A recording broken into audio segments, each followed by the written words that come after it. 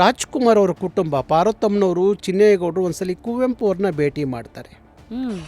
ಯಾತಕ್ಕೆ ಭೇಟಿ ಮಾಡ್ತಾರೆ ಅಂದರೆ ಕುವೆಂಪು ಅವರ ಒಂದು ಹಾಡು ಹೊಸ ಬೆಳಕು ಸಿನಿಮಾದಲ್ಲಿ ತೆರೆದಿದೆ ಮನೆ ಹೋ ಬಾ ಅತಿಥಿ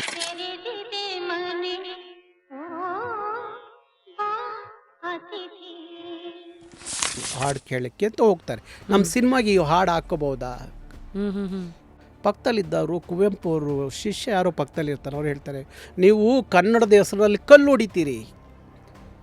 ಹೊಡಿತೀರಿ, ಕಲ್ಲಲ್ಲಿ ಹೊಡಿತೀರಿ ಅಂಗಡಿಗಳಿಗೆ, ನಿಮ್ಮಂಥವರಿಗೆ ಕುವೆಂಪು ಅವ್ರ ಗೀತೆ ಕೊಡೋದ ಸಾಧ್ಯ ಇಲ್ಲ ಅಂತಾರೆ.